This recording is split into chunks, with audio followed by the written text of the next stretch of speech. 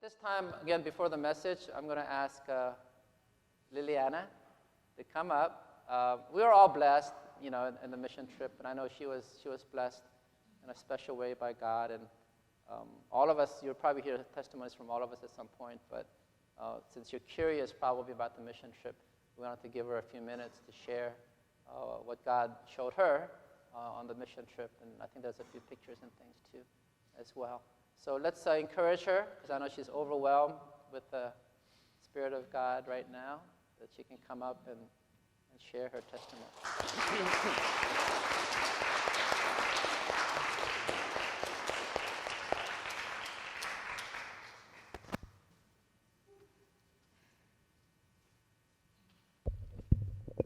Good morning, everybody. I kind of got used to speaking over there in front of everybody, so hopefully I'm not nervous. But I don't even know where to start. When we got there, I was a little, I don't know how to explain this, but I didn't want to go to the mission trip because there was so many things that, financial-wise, I was going to miss my 1 week of my job, and I wasn't going to get paid, and, a lot of reasons or excuses, I should say now, that I was just putting a bunch of excuses not to go. And, I didn't know what was in store for me there, and the first day I got there, we went to the school and brought some pictures here, which are kind of hard to look at for me because, I left my little girl here. But I was very, very blessed in so many ways because I was able to communicate with them and to create a bond with them. And I was able to understand their needs, and it was just incredible. They're just so happy and innocent, and they've never seen people like us go to their small town. They all look the same there, and they see us, and a lot of the ladies were just touching your hair and touching, just feeling on you, and it's just amazing. And this one picture here, really, really, really touched me a lot because I make so many excuses with my child not to come to church, and these kids walk far away, to go to school. You see them walking with their backpacks, happy. And we have cars here. We have so many ways of coming to church, and yet we make so many excuses of how you're gonna look, what shoes you're gonna wear, what clothes you're gonna wear. And I'm one of them. I'm always concerned about how I look. And just seeing these kids just so happy because you give them a Coke and cookies, they're just so happy. I learned so much from them. And, like I said, I was very honored to be able to speak with them and understand them and have a huge, huge bond with him. And my first day back, I felt so strange being back. I was so happy to see my husband and to see my baby, but I felt strange, and I still do. We had a party, a wedding party to go to, and I told Rob, I'm not ready. I feel this,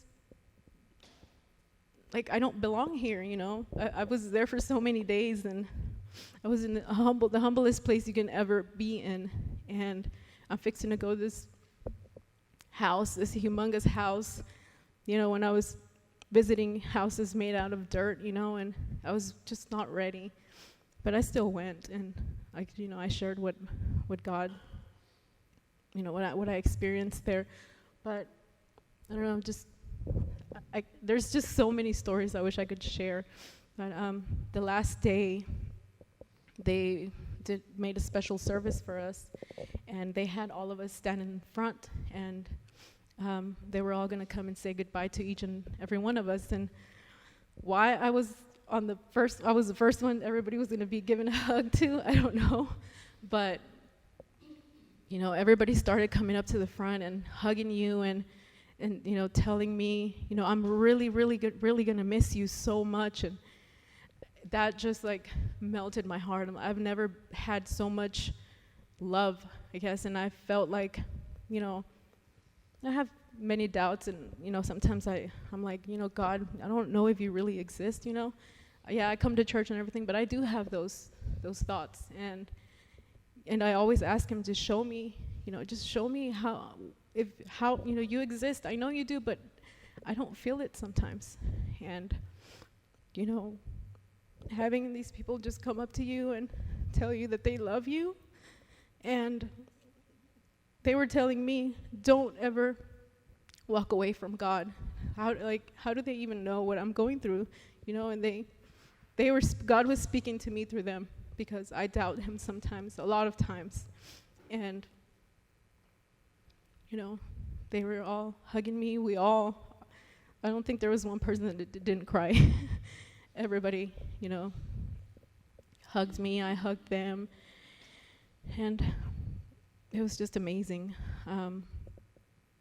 Another person that really touched my heart was this girl named Esther. She's 15, and she shared a pretty harsh story with me. She said that she was thinking of taking her life, and she's only 15. And I could kind of understand why she would think that way. You know, they don't have the resources that we have. They don't have cell phones like we have. They don't have the fun that we have, the liberty that we have to just go anywhere. And there's just nothing to do there. There's dirt, there's mountains, you have to work hard. You have to make clothes. They make their own clothes. And, I guess you can get caught up.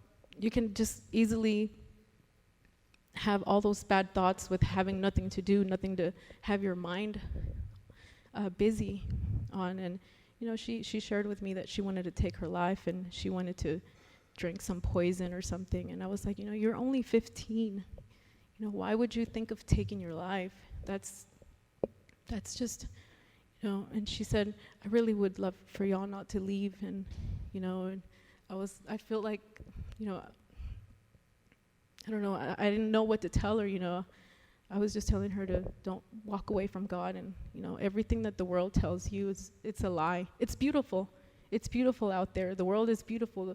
You have so much fun out there, but it's all a lie, At the end, the only person that will always be there and will never ask you any questions is God. You can always come to him, and he'll never say no to you. And she was very touched by that, and Pastor Steve and I had the honor to pray for her, and she was just very happy. I don't think I have a picture of her up there, but I would love to keep praying for her, for all of us to pray for Esther. What else can I say? I just have so much love. I felt like, oh God, I don't know. The skit, oh my gosh.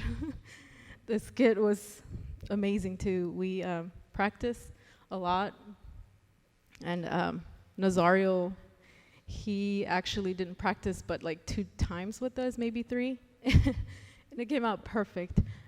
Everybody wanted to take pictures. It was awesome. I honestly felt the love of God. It's just amazing, I don't know, I could stand here and say a bunch of words. I was very honored to also, I don't know how God did this, because I get very nervous speaking in front of everybody, but over there, Pastor Steve told us to say our testimony, and somehow everything just correlated. David said his testimony, it was about his marriage. I said my testimony, I shared my testimony about my marriage. And then Pastor Steve's sermon, he doesn't understand. I didn't tell him what my testimony was, neither one of us. And he doesn't speak Spanish, obviously. So, but yeah, a little. No, his message it was like, everything came together. And we definitely felt everybody's prayers. Like, I can't even explain to you or tell you how awesome, like, we felt it. We knew everything that happened there was from God. And it was just, I mean, I have so many other words. I wish y'all would understand Spanish, because I feel like I'm more, I can explain myself better in Spanish. But anyway, I don't know what else to say. It was an awesome experience, and I am so thankful that, for all the donations that were given, and that I was given the opportunity to go on a mission trip, because it was my first mission trip ever out of the country. So I'm so blessed. Pastor Steve said that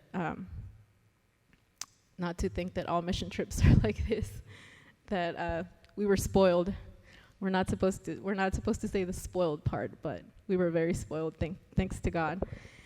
I think that's pretty much it. I don't know what else. I don't know what else to say. I'm just overwhelmed by His love.